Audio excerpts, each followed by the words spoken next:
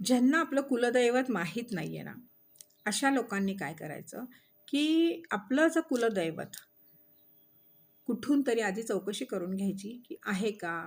काही एखादं नाव समोर येतं आहे का? हे सगळं पाहून घ्या.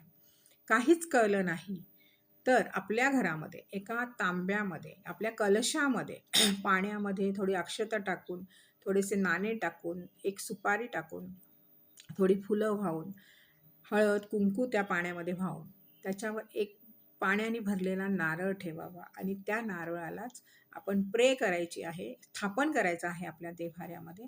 त्या नारळाला, त्या श्रीफळाला आपण प्रेयर करायची आहे, प्रार्थना करायची आहे. हे श्रीफळा, मला माझं कुलदैवत माहीत नाही आहे. आजपासून माझं कुलदैवत तू आहेस.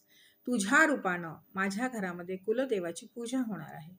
माझं कुलदैवत कोण आहे ह्याची मला तू स्वप्नामध्ये तरी एखादी नांदी देशील किंवा एखादा आशेचा किरण माझ्या स्वप्नामध्ये मला दाखवशील की माझं कुलदैवत नेमकं कोण आहे. आणि जर तसंही नाही केलंस तरीही माझं कुलदैवत कोणतं आहे हे कुठून ना कुठून वाऱ्यासारखी एखादी बातमी माझ्या कानावर तू आणून देशील. त्या कलशाला ती प्रार्थना करायची आहे, त्या श्रीफळाला ती प्रार्थना करायची आहे. मग चमत्कार बघा, ते श्रीफळ तुम्हाला तुमच्या कुलदैवतेशी कशी भेट करून देईल.